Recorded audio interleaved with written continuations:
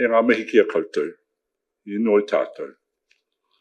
He honore he gloria ki te atua, he maungarunga ki te whenua, he whakaropai ki ngā tangata katoa.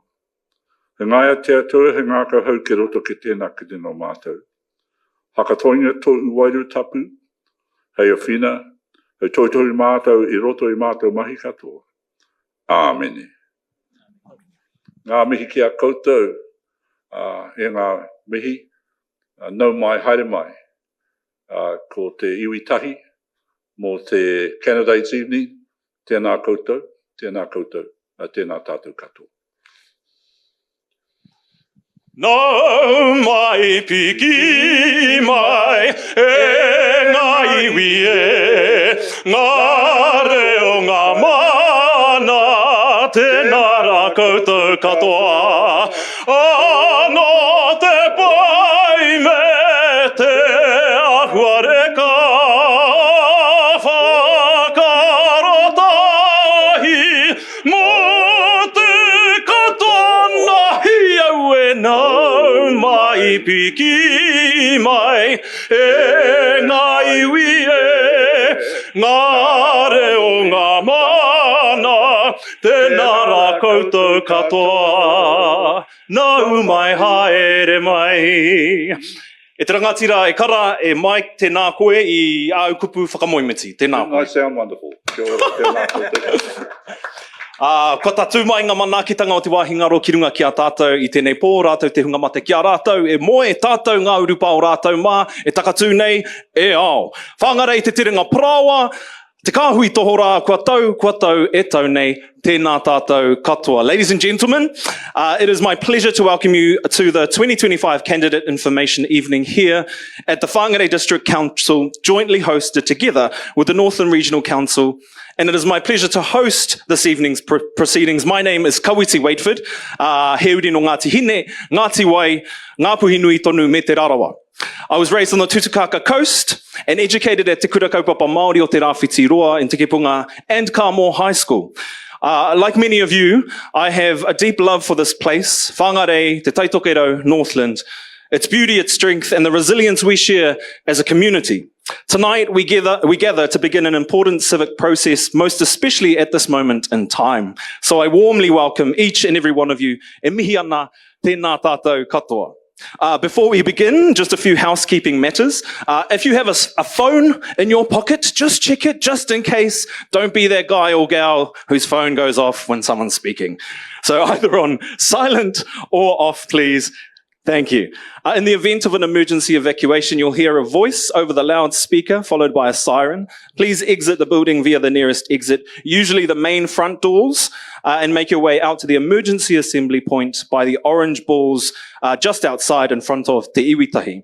Bathrooms are located just outside of the chamber doors as you exit to your right. Medical assistance is also available if needed. We have trained first aid responders in the room. If you need any help at any time, please approach someone wearing an orange t-shirt. Please be aware also there is a cable trailing just behind the camera stand by the pole there. Is that right? Yes, just here. Kia ora. Be aware. And just a note also on etiquette, on our behaviour this evening, as it's election time, topics are high, but we're here tonight in person and online to learn more about what it means to be an elected member. That is our topic for this evening. We'll cover the nominations process, what the role involves, and what to expect along the way. You'll hear from our expert panel, so if you have any questions outside of tonight's topic, please hold on to them until after the event. Our team will be happy to discuss these with you then. Let's keep things respectful, stay curious, ask those burning election questions, and most of all, have fun. To our online audience, thanks for tuning in. We'll be keeping an eye on the chat and do our best to answer your questions live. If we do miss anything, we'll follow up with you in the next day or so. To those of you who braved the cold and wet to be here in person, amazing. Thank you, tēnā koutou. As mentioned, help yourself to kai and a cuppa at any time during the evening, and just on the table there at the back of the room. If you'd like to ask a question, please raise your hand. Yes, like school, but that just helps us get a mic to you so that our online whānau can hear your questions. This event is being live streamed and recorded. If you'd prefer not to be on camera, now's your chance to slip out. A recording will be available on both councils' YouTube channels soon. Now, let's introduce the team. First up, our wonderful New Zealand Sign Language interpreters, Megan and Jontel, just over there in the corner. They'll be with us all evening to make our kōrero accessible. Ngā mihi nui kaurua, thank you so much for being with us tonight. Next, we have our awesome staff from the Northland Regional Council and the Whangarei District Council. You'll spot them in orange. Well, I don't think NRC is in orange, but that's okay. They're wearing greens, shades of beautiful environmental colours. So NRC here and WDC will be there at the conclusion of this evening. And last but not least, our mātanga, our pūkōrero, our expert panel. I'll hand over to them to introduce themselves now. So let's start here with Simon and move across. Ko Simon Weston Takuingoa. I'm the Chief Executive for the Whangarei District Council. Originally born in Burton-upon-Trent, but I've had the pleasure of being in Whangarei for the last 29 years. Kia ora koutou, ko Mike Kake ahau, ko parihaka te maunga, hā te awa, pehi awari te marae, ngā ti hau te hapū, ngā pui te iwi. I'm here representing Te Huinga in terms of this process tonight. Kia ora tātou. Kia ora tātou. My name's Dale of Soski from Election Services, and I'm the electoral officer for both Whangarei District Council and the Northland Regional Council. I've been doing this for about 40 years, so I'm hoping I'll be able to answer all your questions. Kia ora. Kia ora koutou, tēnā koe Mike, mō tō karakia. Ko Waiho, ko Taranaki te Maunga, ko Whanganui te Awa, no Whanganui ahau, Engari e noho anō ahau ki Tūtakaka, ko Jonathan Gibbard taku ingoa, ko ahau te tāhuhu rangapū o te kaunihera arohi o te Taitakaro. Good evening everybody, wonderful to see so many people here. My name's Jonathan Gibbard. I have the privilege of being the Chief Executive for the Northland Regional Council. Been at the Regional Council since 2002, so hopefully can answer all your questions tonight. Kia ora. Kia ora. Can I please have a round of applause for our panel here tonight? Kia ora. Just checking in the room. How's the sound? Yeah, good? Good. That's great. Because I can be too loud sometimes, so just follow. You got me, okay? Let's begin with questions. E te whānau, that's what we're here for, to learn more about this topic. For our audience here in the room and online, please, again, if you have any questions at any time, feel free to ask. Tonight is a discussion rather than just a panel talk, so I encourage you to join in with the conversation. To get us started, though, I will begin with you, Jono, right down the end there. This is, But also, can I just say, if other panelists want to weigh in on an answer as well, feel free. But starting with you, Jono.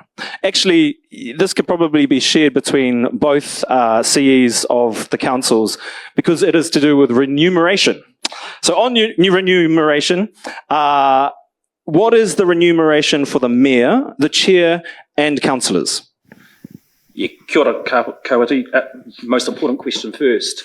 A remuneration authority sets the remuneration pool, so council doesn't actually set the remuneration pool. So there's remuneration pool sets it for all councils. It's based on a methodology that's set across the country based on the size and the complexity of the council. The remuneration authority sets the remuneration for the mayor, and for Whangarei District Council, that's around $169,000. They set it for the chair of the regional council, which is around $138,000. Then it sets a base salary for the rest of your elected members. So again, for Whangarei District Council, your base remuneration is $55,000, and for the Northland Regional Council, your base is $72,000. Then there's a discussion around so that you set your base remuneration, then it's dependent on what level of responsibilities you have as an elected member. So if you're chair of a certain committee, you'll potentially have more remuneration as a result of your different responsibilities that you've got within the governance structure. Just while I've got the mic as well, councils also cover your expenses. So we have expenses and allowances. The majority of those are also set by the remuneration authority, but the general intent is that it shouldn't actually cost you, if you want to stand for council and be a councillor, your expenses to be an elected member and to serve your community should be covered by the council. Hopefully I got that right for the District Council. Pretty much, Jono, just to add to that. So, Deputy Mayor, and this is for this term and for the 24 to 25 year, 94,600 for the Deputy Mayor, Chair of a Standing Committee, 76,800, a Deputy Chair of a Standing Committee, 70,900, Chair of Civic Honours, 62, and a councillor, as you've said before, with no additional responsibilities, is 59,000. In terms of the expenses, they cover a number of things, including travel and vehicle kilometres. There's a business ICT allowance and even childcare allowance. Kia ora. Well, I've got 2 kids. Maybe I should stand. No, I'm not allowed to. Anyway, before we move on from remuneration, are there any questions in the audience or from the audience or online on this particular topic before we move on? Checking in too in terms of sound. Can everyone hear the panelists? Okay. Oh, yep. We've got a mic. We have also a mic coming to you so that we can hear your question. What's the salary for the senior management, CEO and Mike? Thank you very much. Can I also ask your name? If you're presenting a question, just say, g'day, name, and then question. Carl Barkley. Kia ora, Carl. I'll answer for the Whangarei District Council. That's published every year. It's published in the annual plan and the LTP. And so the council sets the remuneration for its chief executive. It often refers to specialists in that field, such as the same people that work for our staff or provide the information for our staff, so salary wise. And for the district council, it's around 400 for the district council and NRC. Kia ora, just to add for NRC, a little bit less, about 380 for myself. For the rest of the staff, yes, you've got the salary bands that are there within the annual report. I can't recall what they all are off the top of my head, sorry. Kia ora, tēnā koutou. So I think we use the same people, strategic pay, and they work out what the salaries are for local government as well as private industry, and we refer to that to try and make sure that we've got appropriate salaries for staff. Awesome, thank you very much. Now that you've got the mic back, Jono, I just wanted to move on to question number 2. How much time per week is required from a councillor versus a mayor or chair? Kia ora koutou. It depends a little bit across the councils, but for councillors generally, for NRC, it's about 2 to 3 days a week would be the expectation if you're a councillor. If you're a deputy chair or a deputy mayor, then a little bit more, maybe 3 to 4 days a week. And for a mayor and the chair of the regional council, I'd say it's considered to pretty much be a full-time job. It's a busy role, both leading the council, engaging through all the different governance structures and attending the different civic events and advocating in Wellington for the community. So I'd say the mayor and chair is pretty much a full-time job. On top of that, if you're a councillor, there's a lot of demands on your time, whether it's on the weekends or in the evenings, to attend community events, ratepayer events. So yeah, it's a busy schedule. But I'd say if you're a councillor, it's about 2 to 3 days a week. Kia ora. And how are decisions made at the council table? How quickly can things also change? Who's that one for? Oh, Simon's looking keen. Go, Simon. Simple questions and simple decisions for council can sometimes take just a single meeting to get a decision made. More complicated items such as the long-term plan may take between 20 and 30 briefings over 18 months before you actually get a final decision and the adoption of an LTP.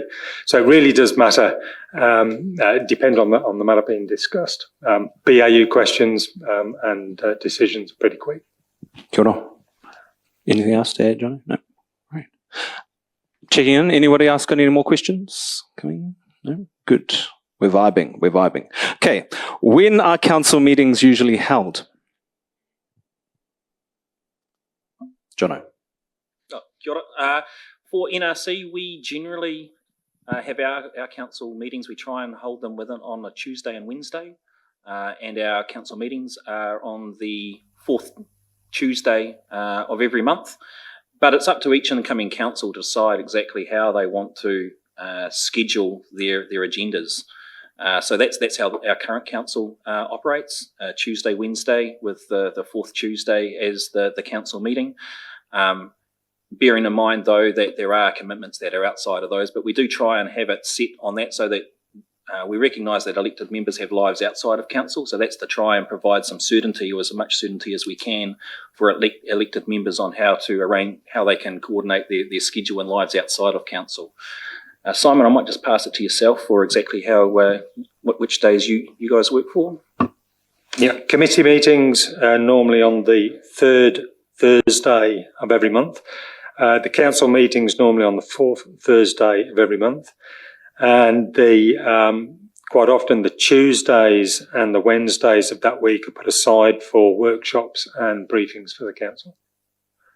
How often do you guys, as councils, regional, FNDC, WDC, have to coordinate things, and is that difficult?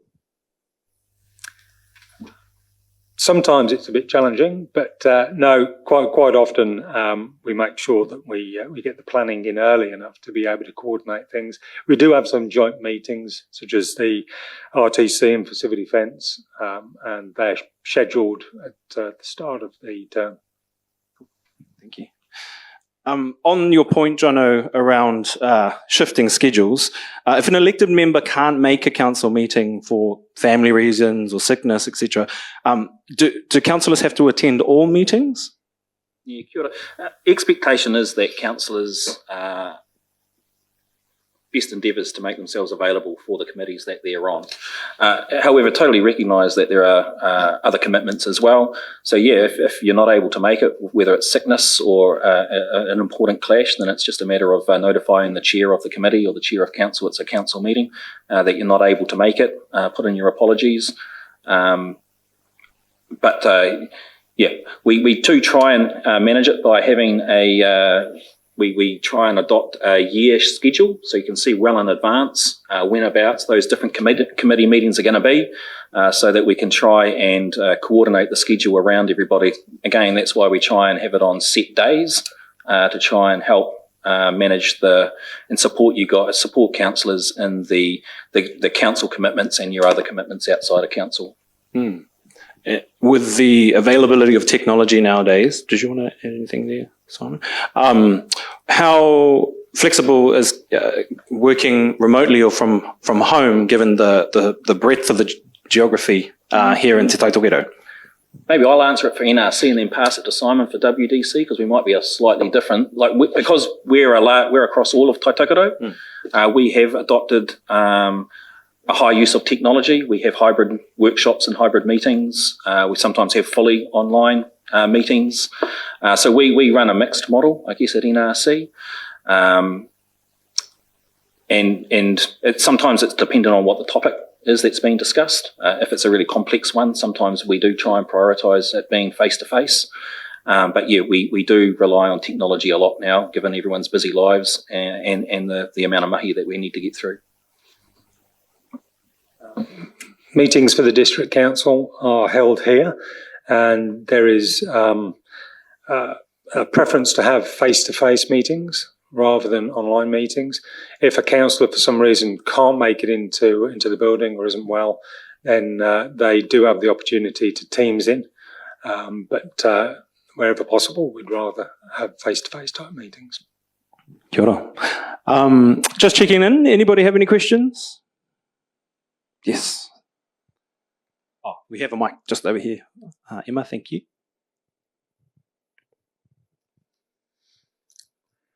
My name's David Baldwin. As a potential candidate for council, what can I expect local government New Zealand to do for me?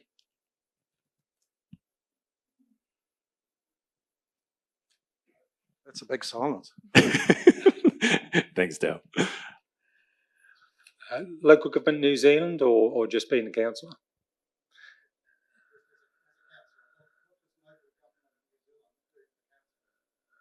Oh, right. Okay. Local government New Zealand, they provide a lot of training, a lot of material for councillors.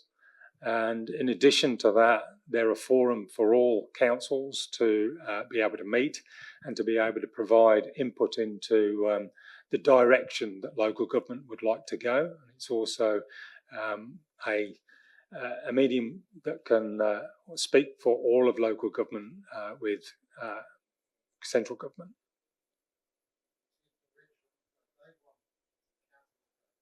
No, it's local government New Zealand is made up of the councils. So in essence, whatever the majority of councils would like, the direction they'd like local government New Zealand to go in is the direction it will go in. And that's not always supported by all councils. Thank you. Moving kind of in a similar vein, what happens if a councillor strongly disagrees personally with a council's decision or has a personal interest in a certain outcome?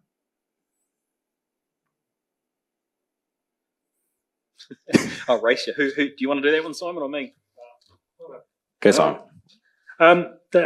Depends whether there's a conflict of interest. So if a councillor has a financial interest greater than the interest in common with the public, then they must not take any part in any of that process. So they shouldn't discuss or be part of voting on that matter. Non-financial conflicts of interest, as long as they declare that interest, that they can continue to participate in the meeting. If they feel strongly about a decision, then later in the year they can always bring back a notice of motion around that.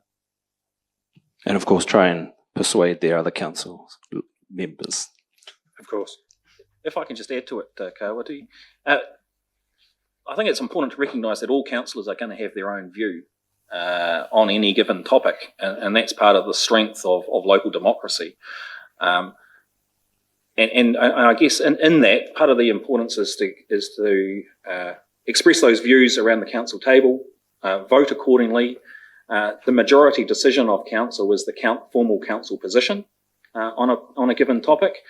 That doesn't mean that you can't still express your personal view on a given topic. It's just important that you recognise that and explain to constituents that this is my personal view on the topic rather than it being the council position.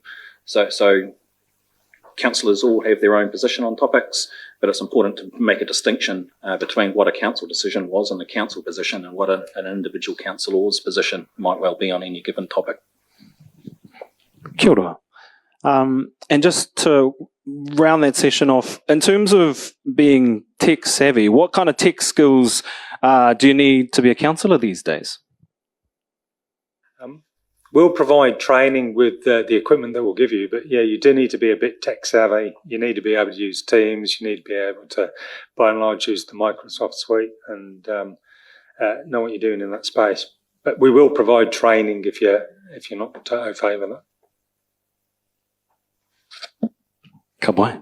Simon, just on that same, now that you got the microphone, in terms of skills and qualities, what skills and qualities do you need to be an elected member, ideally? A lot. You need a lot of commitment to the role. It's a significant role to take on board. It takes a lot of time.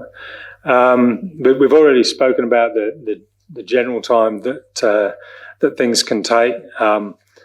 But there is a huge amount of reading and a huge amount during the first year in particular coming to terms with how local government operates and how to kind of get things through council. So you need a huge commitment. You need to have integrity and trust. Your peers around the table need to be able to trust you, and your community needs to be able to work with you. Time management skills are key. The amount of reading is phenomenal, and if you don't manage your time well, you're not going to get through it all, and you will struggle. So there's a huge component of that. Flexible and strategic thinking. So you'll be talking about very small things, and then all of a sudden you'll be talking about long-term strategic things that will help shape the district for not only the next 10 years, probably the next 50 years. So there's a huge array, and you have to be very flexible to be able to work in both spaces and very quickly change from one kind of mode of operation to the other. Communication skills, they're key as well, not only with being able to work with the councillors around the room in debate, but also working with your local community. Likewise, engagement and being able to listen. That's just as important as being able to kind of make yourself understood. So first seek to understand, then be understood is normally the way. Build relationships with your community, other groups, other councils, the government, ministers. All of them play a part in helping to shape the district and the region. You need to be really good at working with all of them. And you also need to have a reasonable amount of cultural awareness. And for some, that will grow over time. John? I think Simon's covered it well. I think that the key is just having a passion for your community and having a passion for actually wanting to contribute and make a meaningful difference for your community is got to be core.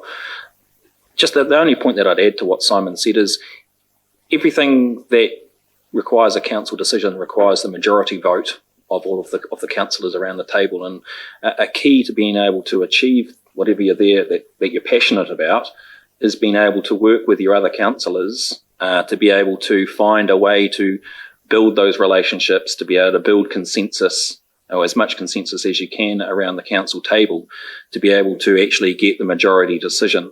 Because if you've got something that you're passionate about and you're not able to get the majority decision or the majority support around the council table, then it's not something that requires that council decision to actually move forward with it. So one of the keys is just your ability to be able to build relationships and work with your fellow councillors to get something done.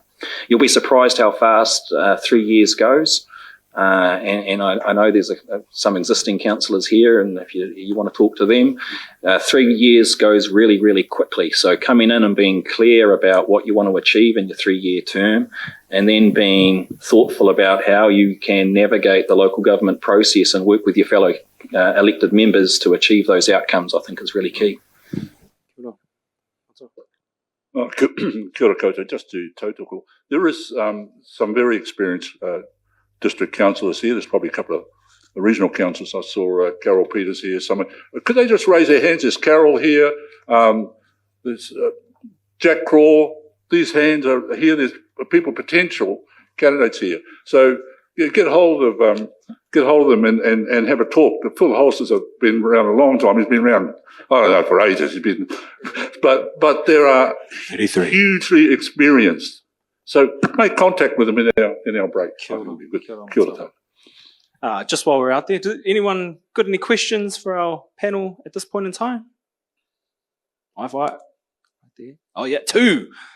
Can I get a little bit of Jax? Hi, my name's Janet Atkinson.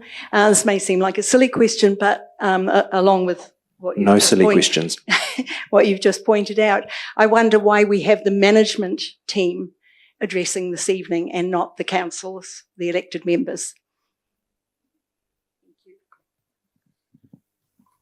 First one. That's a great question for Dale. I can answer that one. So the reason why management is here is because as councils, we're not able to use ratepayer money to promote any candidates that might wish to stand. So if we had some of our existing councillors, for example, sitting here answering the questions, we're essentially providing a platform for them to be able to promote themselves through the election. So that's why, and it's actually specified in the Local Government Act that it's the CEO's role for each local authority to encourage people to stand for elections and to promote elections rather than the councillors of each local authority, just so that anyone who's standing for council is able to do so on an even playing field. Just to ensure that there's no unfair advantage for anyone. Thank you. We also have another question.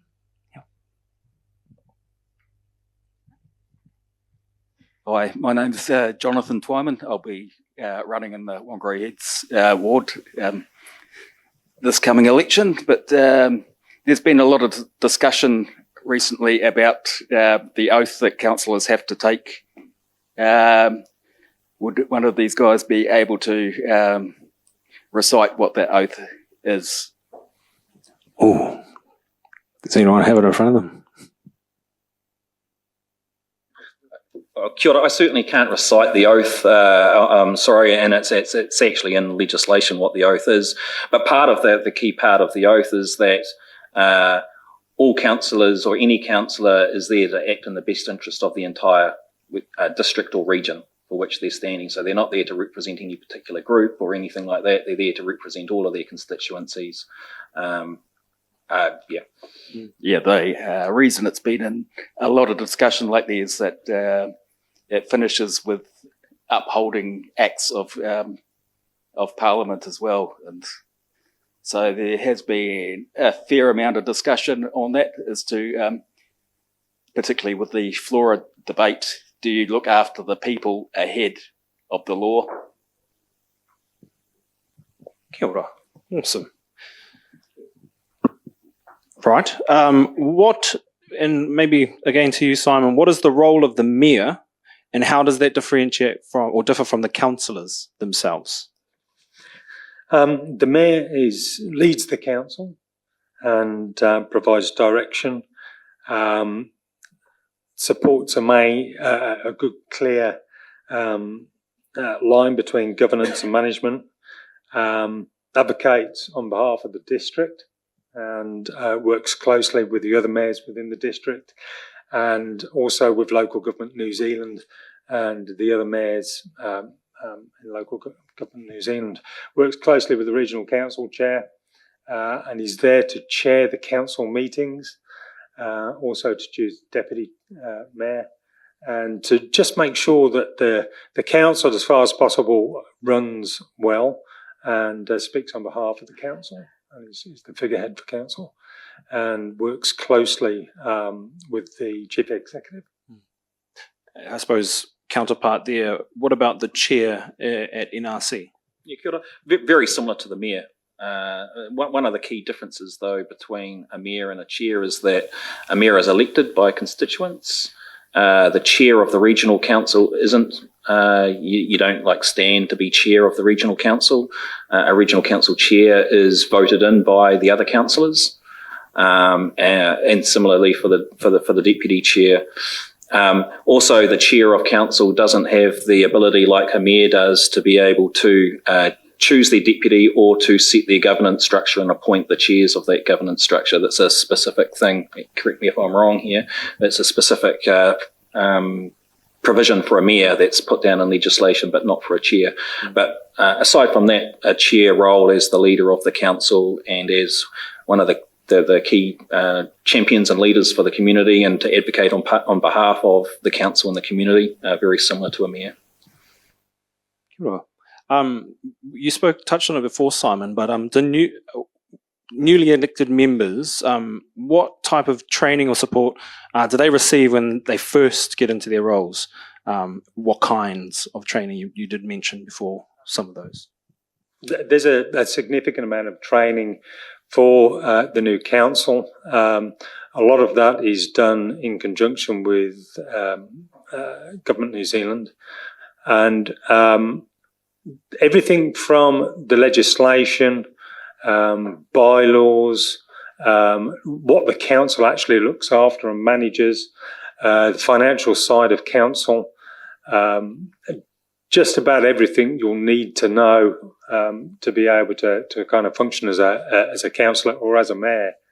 So we'll also be taking you through mock council meetings, just so that people know exactly how it operates, how people vote, and also we'll take you through things such as civil defence and emergency management and some of the responsibilities and the roles of government local government within that space, in particular the mayor and the role that the mayor will take in that.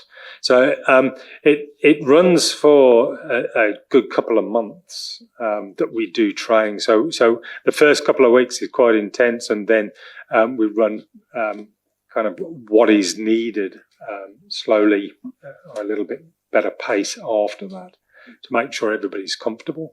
And then we'll do refreshers from time to time to make sure that the council is comfortable with where it sits. I can see the light there, Jono. Yeah, if I could just add to it, I said at the start for a council it was about 2 to 3 days a week.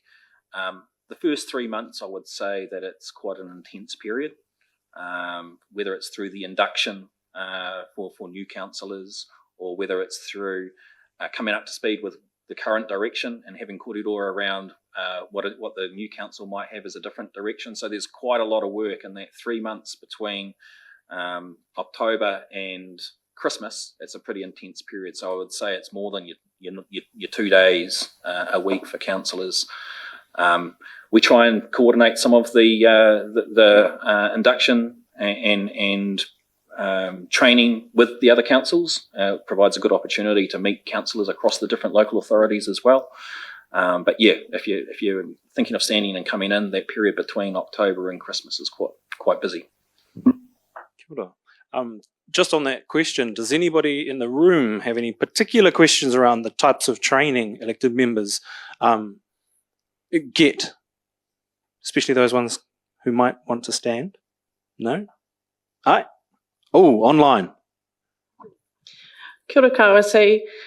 This partai is bringing it right back to the basics and wanting to understand what is the difference between the regional council and the district council. Kia ora.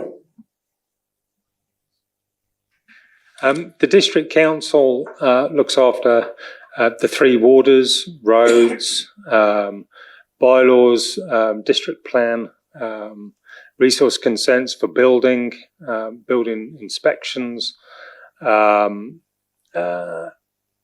environmental engineering, which is all the engineering associated with subdivisions within the district.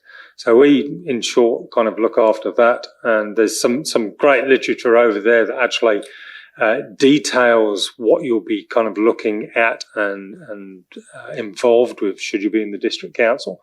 The regional council is a lot more on the environmental side, and I'll let Jono cover that. Yeah, kia ora. Simon's right. Regional council is more in the environmental part of the local government responsibilities. So we're around water quality, water quantity, biodiversity, biosecurity. We do catchment management. We also do air quality. We do public transport. So we do have things that aren't just environmental. So we do public transport. We do oil spill response, civil defence, natural hazards, navigation and safety bylaws. So we've got quite a broad remit, but for the RMA part of our functions, we're primarily around environmental sustainability when it comes to the resource consenting part of the framework. Kia ora. That was a good refresher for me too, thank you. Just in terms of this might pertain particularly to new candidates or candidates for the next elections. Are there any aspects of the role that could impact a candidate's family or spouse that they should be aware of?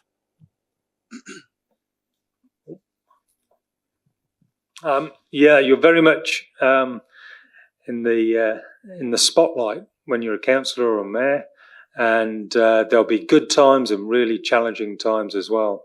Sometimes you may make unpopular decisions, and people will tell you so. And so while you're out and about buying your vegetables at the market, or even on holiday somewhere in New Zealand, you'll probably bump into somebody from the district or from the region if you go for the regional council. And at times people can pat you on the back and say you're doing a great job, and at times they can be a little bit intimidating too. So it is a challenging space. If you're doing a really good job as a councillor, then you'll experience both, unfortunately, the good side and the bad side. Everybody has an opinion about this. And you just need to be ready for that and have a good think about how you would deal with those instances when they happen. We can provide training for that, and we do provide some training around that. But during the first couple of instances, it can be a bit challenging and a bit intimidating. So that goes for not only yourself, but sometimes, unfortunately, for your family too.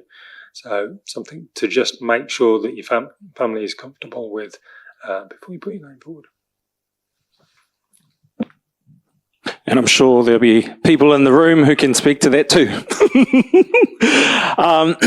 On that same vein, how do elected members manage to stay available to all of the people in their community, and what technologies or communication channels work the best? Kia ora. I think it's up to each councillor to decide what different communication channels they wish to use.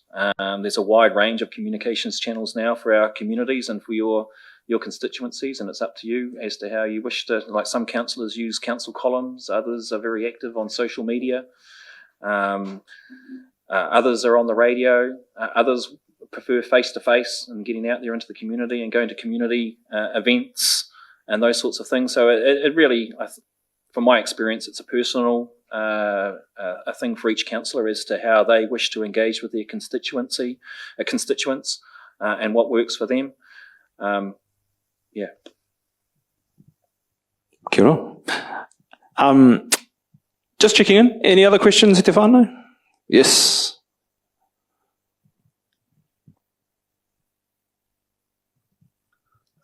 Carl Barkley. Regarding the Northland Regional Council, you're talking about transport. What does this cover? Because I'm very concerned about the state of our roads, especially further north. I've travelled around New Zealand a couple of times in the last 3 years trying to save an oil refinery that used to make the best bitumen in the world. What sort of powers have the council's got to sort of make something happen in this country that's actually going to bring our road states back to what they should be? Because every time they fix a road, it ends up being worse than what it was when they started. I'm an engineer by trade, and if I owned a business and run a business like that, I'd be taken to court and I'd be put out of business. I see Downers recently got pulled up on a major project that they'd done, and they opted just to pay a percentage of the thing and walk away from it. The ratepayers or the taxpayers in New Zealand have had to pick up that cost, but they're still out there doing the job. They should be cut out. Any other contractor that does exactly the same, they should be cut out. The councils need to go back to doing the roads themselves. Back in the days when we had district councils and local boroughs and councils, we never had this problem. My father used to be the manager of the gasworks in Whangarei. Before they got rid of gasworks, they made really good tar that made good roads that lasted 50 odd years or more, and supplied the local town with gas. I'll leave it at that. Thank you very much. Kia ora, Carl. I think the question in there was, what type of powers does the council have to make these types of decisions? Well, the district councils, they maintain the roading networks, and that's the local roads. The state highways managed by NZTA. So we work with NZTA, but in actual fact, we don't have a lot of say in what happens on the state highway network. However, we do look after and manage our own local roads.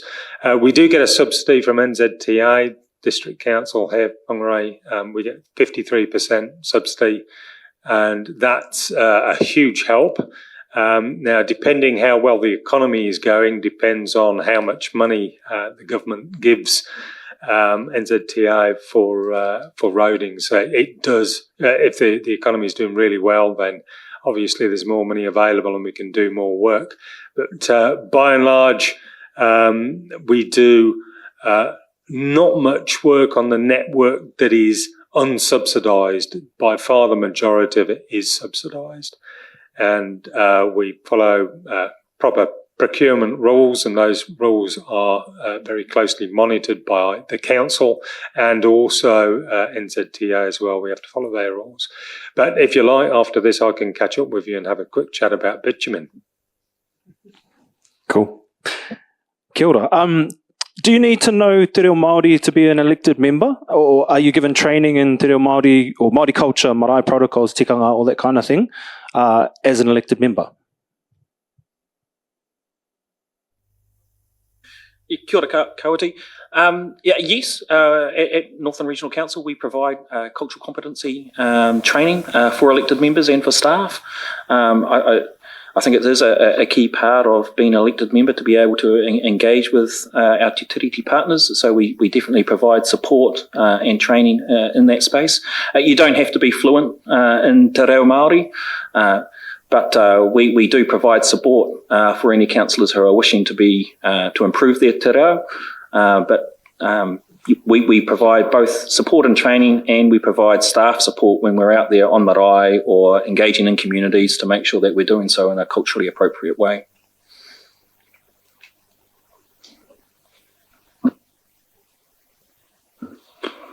Kia ora koutou. I'd just like to tautoko what John is saying. To tautoko to TMAC, which is the hapū group that make up council sit in Northland Regional Council. So they are hapū representation on that committee, and they do a hell of a lot of work in there in NRC. The same goes in Whangarei District Council. Te Kārearea is another committee that has been set up with hapū representation at the Whangarei District Council level as well. So there has been ongoing development around te reo. I think Kawati and others have been involved in doing some of the meetings in te reo as much as they can. But those two committees and myself, I work with Te Huinga, which is a long-term committee, been something like 15 years with Whangarei District Council, probably longer. So our role there again is around hapū connectivity. I'm working with a small group within that ropu for hapū development, and our focus, our project currently is about enrolment amongst our youth, and our youth, and I'm talking Pākehā and Māori, because you can enrol people into enrolment form from the ages of 16, 17. They can't vote until they're 18, but to get them educated into local bodies and get them educated now. And so we're pushing, going out into different cultural events around town, in line with the Electoral Commission itself, working to get more people participating and get more people enrolled to vote in the local body elections, regional and at Whangarei District Council level. It's really important because it's disappointing for us or for anyone when we see the figures of participation in local body elections. They are poor. And, you've got to take a hard look at ourselves of how or what have we been doing with it. I've worked with the Electoral Commission as a community advisor for the last, I can't remember, probably 4 or 5 elections. And our role has always been to push the enrolment and get people on board, and not only get them enrolled, but to get them to vote. And that's what I think is going to strengthen all of us, Māori, Pākehā, whoever we are, what ethnicity you are, to get a healthy, a healthy bloodline flowing, if you like, put it simple. Kia ora tātou. Kia ora, fantastic work. Thank you very much. In terms of how elected members work, I suppose, with staff, how closely do they work with the staff, and how easily do they get information from staff? Is it that they communicate directly with staff or via leadership? How does that all work? The mayor and councillors for district councils tend to work very closely with the chief executive and also the senior leadership team. And by and large, any information that's requested is requested through the CEO or the leadership team, and that goes through into the organisation. The regional council is very much the same. Lots of the information is provided through workshops. So generally there's a consensus around councillors as to what topic or what thing that they're wishing to discuss and have more information about. So we'll generally bring that to councils through memos and briefing papers, and then workshop discussion where we'll have staff come in and present on topics that are of interest. But yeah, if councillors have got specific information that they wish to get or discussions they wish to have, they generally go through our group managers, and our group managers then act as the point of contact to be able to get that from within the rest of the organisation. Awesome, thank you. Kia ora kawiti, we just have a question over here. Cool. Kia ora kawiti, Jack Craw, Regional Council. I got just in order to share the love around, I got a question for Dale. This is about ward boundaries, and particularly the ward boundaries for the Māori ward in Whangarei and Tiraki ward in NRC. Can you please clarify this for everybody? Thank you. So if a council has chosen to establish Māori wards or Māori constituencies, there's a formula under the Local Electoral Act that we have to follow, which is based on population, which determines the number of general councillors and Māori councillors, and looking at the total number. For the regional council, for example, there's a total of 9, of which 2 belong to the Māori constituency. So the council then, when it undertakes a representation arrangements review, will then determine if there's 2 Māori councillors, for example, is that to represent the whole area, or is it to be split into single issues, single constituencies? So that comes under the representation review, and it's determined at that local level. When the council undertakes that review, there is the right of appeal to the Local Government Commission, who can overwrite what the council has done. Did I answer your question? I guess people would probably like to know exactly what the Māori ward looks like for Whangarei and what the Tiraki ward looks like for Northland. In other words, it's the whole. It's the whole district and the whole region. So for the NRC, it's the whole region from top to bottom, basically, and 2 councillors, 2 Māori constituency councillors represent the whole of the region. And for the Whangarei district, it's the whole district council with those 2 Māori ward councillors representing the whole area. I'll just add to that. Currently, in Whangarei District Council, the Māori ward's population, if you like, the vote population is 18,800, basically. So that's shared between 2 councillors, right, the general ward. But the thing is this, that their reach is the whole of the Whangarei District Council footprint. So that's a lot of miles. If you know, if you get my what I'm saying is, there's a lot of miles and a lot of areas to cover for 2 people. So they're working hard. Northland Regional Council, Dale and I were talking about this earlier. Northland Regional is Oteraki. And when I say Oteraki, I mean from the other side of the Brinduans right up to Cape Reinga. And that's 2 councillors of the Northland Regional Council. So what I'm saying, there's got to be some look at this, because I believe there should be more councillors in there to cover those wards adequately. You know what I mean? Kia ora. While you've got the mic, Mike, What does having Māori ward... Dale and I, we're going to sleep there for a while. I know. Sorry, Kawati, we do have one more. Pata, yes. Sorry. Hi, Robin Stiles. Just going back to the discussion re staff and councillors. I'm a regular attendee of all council meetings. I would like to know who actually runs the council, please. Is it the staff or the councillors? Because it appears to me, and a lot of us, that it's actually the councillors are doing what the staff tell them to do.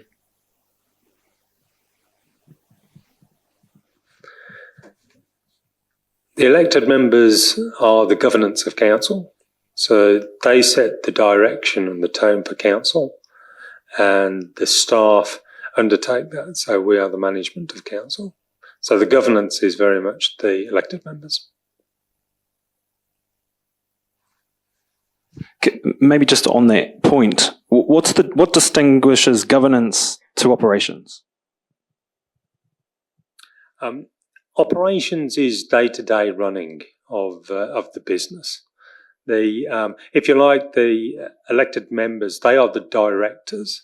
So they don't get involved in the day-to-day running, but they do set the direction. They approve the policies and the standards that we will operate to. So they set that. Just in addition, and to add to that, they also then do the monitoring of implementation of the governance direction. So they'll make a decision as to this is the direction of travel. This is what we expect to see in it. Then, as staff, our job is to go and implement that, and then report back to council. So there's that level of accountability back to our governance to make sure that the direction that's been set is being delivered on. So you guys all in a waka together, and then elected members go that way. You guys figure out how we get there, and if you did a bad job, then they tell you off, saying, "No, that's not the good way to get there." Just to add to it, part of the role of staff though is also to so we're there to provide the best advice that we can to governance. So if there's a decision to be made, part of staff's role is to provide all of the advice and material so that governance can look at that, review it, and then make the best decision that they can based on the information that's put in front of them. Council's, the staff's job is then to implement the decision of council.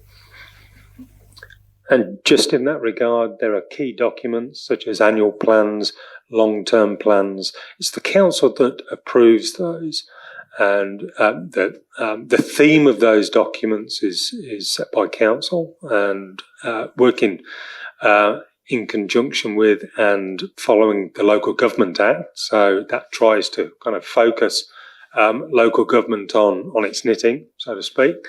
And those documents will basically provide the community with information as to the direction of that particular council and provides the means by which management will undertake that work.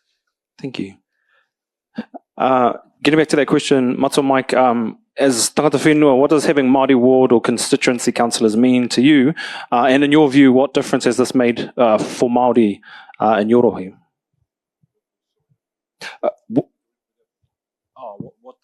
What difference does what does it mean to you to have Māori wards, and what difference has it made to you? In terms of Māori wards, they do make a difference. I think Whangarei District Council last time around did not have one Māori on council at all before the advent of Māori wards. So there's that to come to, and for us, or for Māori wards, I've been an advocate for Māori wards. I'm quite honest about that. I stood several times for local body elections, previous Māori wards, and I know I didn't get very far with it. So the establishment of Māori wards has now provided an opportunity for referendum, because if we do, or if the community decided the voting decides that we're not going to continue with Māori wards, we won't get another look at it until 2032. That's how far away it's going to be for the next time that we get the option of trying to get our Māori wards back. So to me, that's a lot of time under the bridge. That with all the work that's gone on now since it, for the Māori wards and the work that's gone, that's all going to fizzle away. And to me, that would be not just for Māori, but for the whole community of Te Tai Tukurau. That's my view of it. So kia ora tātou. Kia ora. Just on that topic, maybe three very, very basic questions that everybody might already know, but someone may not. Do Māori ward councillors only represent Māori? Do they, if you're Māori, are you required to only stand in the Māori ward? And also, do Māori ward councillors have the same voting rights as other councillors? We've got the man right here for this question. Dale, let's hear that. Anyone can stand for anything. So if you're on the Māori or general roll, you can stand in the Māori ward or constituency and vice versa. So anyone can stand for anything. However, you must be nominated by two electors from the electoral roll that you're standing in. So if you might be on the general roll and you want to stand for the Māori ward, you can do so, but you must be nominated by two electors from the Māori roll. That was the first question. What was the second question? Do Māori ward councillors only represent Māori? No, they don't. Once you are elected to council, whether it's from a Māori or general ward, you represent the whole district or the whole region. Exactly. So you can specialise or look after certain aspects of the community, but overall you are elected to represent the whole district or region. And then that third one was just same voting rights.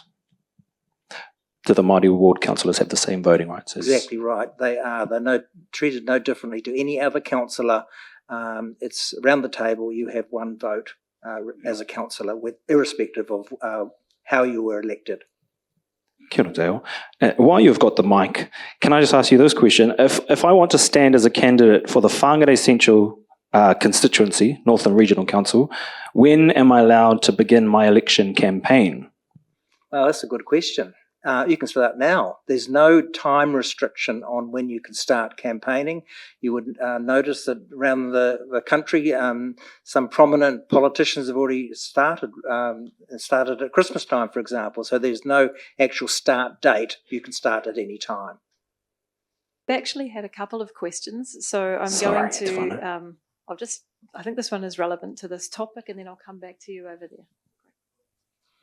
Ngā mihi nui kia koutou katoa, ko Miley George tōku ingoa, no whangaruru ahau. Kia ora everyone. I just wanted to segue off the kōrero from Mike Kake around the referendum and the Māori wards, which we're super excited about, and didn't know that it only applied to Māori.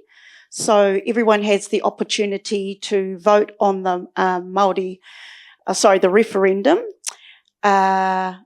My question is to the two CEOs.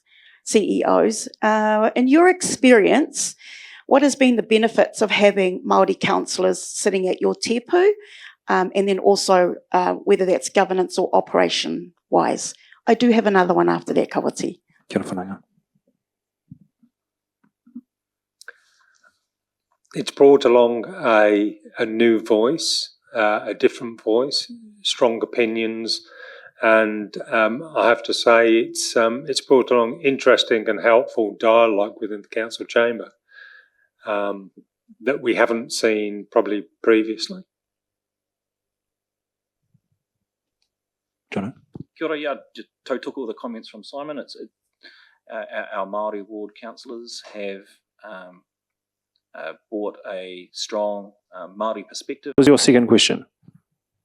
This is probably going to take us off on a little segue, whānau, so please bear with me. Just for the CEs again, what has been the council's perspective on Kiwi Rail, possibly looking at coming up from Ruakaka, Kauri up to Otiria, and then knowing that the whenua that it crosses over is under Public Works Act. And as Te Tai Tokiro hasn't settled yet in New Zealand, are you taking that into consideration? So number one, are there any deals with KiwiRail? And are you thinking strategically ahead for when Ngāpuhi settles in Te Tai Tokiro? I'm just jumping in. I don't know. I wonder if that's a offline corridor with our CEs after our kaupapa, just because it's moving away from the topic of the night, which is the elections. But if you wanted to... Happy to call after Miley. But just to clarify for NRC, we haven't had any discussion or formed any positions around the rail through going through the north. NRC has been a promoter of the Marsden rail link, the spur there. But like I said, we haven't had any specific discussions with KiwiRail or formed a specific position on it as it goes further north. Kia ora. Hi, John Twyman for Whangarei Heads again, but earlier on we were discussing the division of roles between council staff and councillors, and I thought a good example might be the T2 lane going down Carmo Road and through the Regent. Was that a decision made by councillors or council staff? And the fact that the lanes are too narrow, they're suboptimal in terms of traffic movement and in terms of safety. So who is accountable for that? Is there another one of those questions that are veering off from the election topic? I can quickly just answer that. It's a programme of work that was in the LTP, so it has been adopted by council. So, Come on. I think those... no, that doesn't answer me at all. Kapai, let's take that offline after this.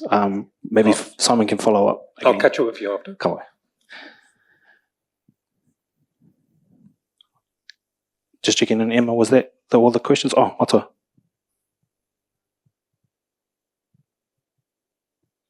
I just need to make mention that we only have about 20 minutes left in tonight's sort of corridor here, so these questions might have to keep rolling on. Quick fire question for you, Dale. I can have a website. I can have a social media page now, correct? That is correct. Yep. I can have a sign on private property. I'd have to check on the election signs bylaws, but probably yes. Yes, so it can be an election-based sign as long as it's on private property. Yes, I see that you're restricted to public property for the 8 weeks. Yep. Can I have a sign on my car? Yes. Now, as long as all your election material is authorised. Right. And as long as I don't park my car for the purpose of displaying that sign. Yeah, right. That's right. Okay. So what can I not do at the moment is just signs, your typical election signs on council or public property. Land. Yeah, that's right. Okay. Yep. Thank you. And everything has to be authorised, as I said, and as Jono just reminded me, you must keep a track of what everything has cost, because there is a return that has to come through to me, because there is a limit to what you can spend on your campaign. So all those costs have to be accounted for in the return and submitted to me by the 11th of December. Yeah, I was just about to chip in there as well. So for Whangarei District Council, the ward limit, if you go for a council, is $14,000.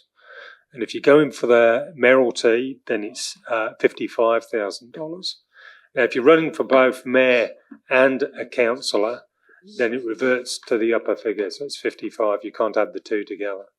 But you do need to keep good records of that information. So just to reiterate, that question was around if you're standing for the Whangarei District Council Mayor and say the Hikurangi Coastal General Ward. No, it's any ward. Any ward. Any ward, so that's how much you can spend on your campaign. Advertising campaign.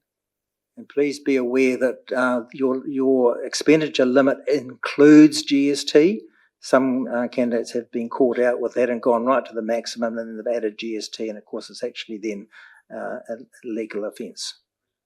So if you are looking at standing, make sure you grab the election handbook that's here, because it's got all of that information in it, and it's different between regional and district council. So yeah, do have a look at it. And if you've got any questions, give this guy a call to make sure you get it right. If you're wanting to stand for both councils, are you allowed to do that? And are there any rules around that? You cannot. You must choose between the regional council and the territorial authority. So the law says that, so you just have to choose. And if you're an employee of the council, are you allowed to stand for election? Yes, you can stand as an employee. You should give your manager notice of what you're doing, and probably as good practice, you take annual leave over the run-up to the election. If you're successful in being elected, then you must resign your staff position, because you cannot do both. There's a conflict of interest between a staff member and an elected member. And when would you be notified of the election results? Okay, so election day is the 11th of October. So we will have a progress result, which is about 90% of the votes cast in the early afternoon or mid-afternoon of that Saturday. That will have all the votes except for those hand-delivered on the Saturday morning. And over the years, this is getting more and more as people hand-deliver and don't rely on the postal system. They will hand-deliver, and the progress result will exclude those ones and special votes. And then on the Sunday, we will have the preliminary results, which are all the hand-delivered ones on the Saturday, and exclude the special votes. And then by Friday, the 17th of October, we will declare the final results. That will include all the special votes, and that is the one that is finalised, and that is the one that is able to be challenged through a court of law, if so desired. Kia ora, we just have some questions. Whaia? Kia ora koutou, Yuta de Jong from Waipu. I'm just curious, when you said anyone can stand in any ward, Māori or general, as long as they're nominated by 2 voters from that ward, does that also apply to, like, because I live in Waipu, I'm in the Bream Bay ward, so would someone standing in the Bream Bay ward have to be nominated by 2 voters voting in the Bream Bay ward? As a person standing, you just need to be a parliamentary elector anywhere in New Zealand. So you could actually live in Invercargill and stand up here if you wanted to, but you must be nominated from the ward or the area that you're standing for by 2 electors from that ward. Kia ora. Matua Carl. Carl? Yes. Carl Barkley, after those discussions, there's quite a lot I want to ask. You were saying that you're struggling to get people to vote, both in our local elections and general elections. We've got an Environment Council here. I've been involved for a number of years with deadly toxic 1080 poison that's been in this country for over 60 years, and none of our regional councils have stood up for us. I've been to numerous meetings here with Whangarei District Council over fluoride, and we thought we'd beat the thing, but the council buckled. Why? And you're having a referendum about the Māori wards. Why is there no referendum about fluoride in Whangarei's water supply? Even though I live up Northland, I don't want to come to Whangarei and drink any water that's got fluoride in it. It's my choice to put fluoride in my mouth for toothpaste. I don't want to go around and drink it out of a tap. The other thing is, you're talking about the railway line to Marsden Point. As soon as I get nominated as a candidate, that's one of the main things I'll be pushing, and I won't be talking about it. I'll be making sure it happens. We've got thousands of metres of railway line sitting north of here, and thousands more sleepers sitting north of here, which can be brought down and get that spar out there. Within 6 months, we could have something happening from both ends.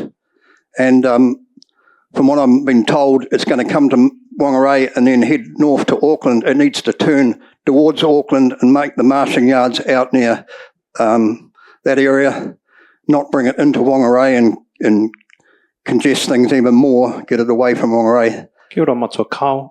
I might just stop you there just because it's veering off. And the other thing is Marsden Point. I'll be pushing to make sure that happens so we have good roads in this country. Well, we do hear you. Thank you for your kōrero. And as our CEs have mentioned, they'll be keen for a kōrero with you afterwards. Thank you. Any other questions in the House before we wrap up for the evening? What's up? Wait, sorry. Robert Goodhue. I'm not sure if I'll be standing for something yet, but I was just wondering the expenditure you can do on your campaign. What was it just for a general ward again? For a ward or constituency? I can tell you that. For a ward or For constituency? a ward. Oh, for a constituency. It's in the booklet anyway, so let me just have a look. But for the district council, 14,000 per a council hall, 55,000 if you want to run for the mayoralty. Is that covering all your advertising, such as billboards, radio, Correct. TV coverage? Correct. Everything. Everything. And Right, thank you. Must document that, because if you don't, others will, and then that comes to me and it's an offence, etc., etc. So What if you don't pay for it? that's a good point, actually. It is all funded by you as a candidate. And I'll probably digress here, but a lot of candidates come to me and say, well, when do I get my money back from the council? I've just spent 10,000 on my campaign. There is no refund from the council. It is your own funds that fund it. Kia ora te ao. Another question? You can have my mic. Actually, just one clarification on that. Oh, sorry. I'm Donna, I'm not running. Now you've made me forget my question. Sorry. Can I just fill in this space then while you're remembering? We do have some accurate information here. Sorry, just using this wonderful book, the Candidates Information Guide, that's produced by our electoral services from Dale. And on page 19, it lists the electoral expenses you're allowed for each ward, and it is slightly different for each different ward within Whangarei. Bream Bay, Hikurangi Coastal, 14,000. Whangarei District Māori Ward is 14,000, but Whangarei Urban is 30,000. And the other two wards are Mangakahia, Mangataperi, and Whangarei Heads are both 7,000 as your maximum electoral expenses. But as I said, all the good information's in here. And if you're online, you can come and get one from a council office. Sorry, I'm Donna, and I just wanted to know, what if you have somebody who's supporting you and they donate some of their time and materials? Do you account for that as well? Donated labour is exempt, but donated materials and services must be accounted for at a reasonable market value. So you may have a printer friend that donates 14,000 worth of printing material that must be declared at reasonable market value. Kia ora. Turi Arawa.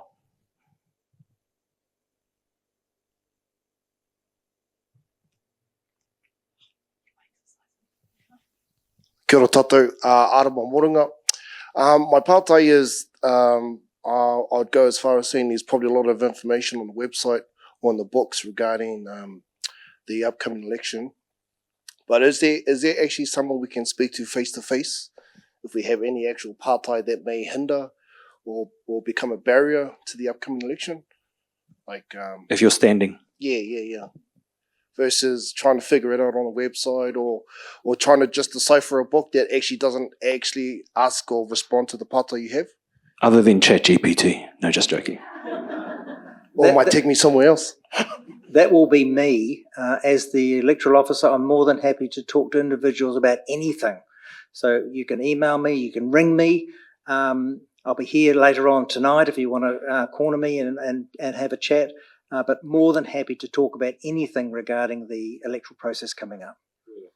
And similarly as CE, and I'm going to chuck Simon in there as well, because I assume he's exactly the same. If any candidates are wanting to know more about the regional council, our roles, our functions, what we do, very happy to speak to anyone and answer any questions that anyone has as well.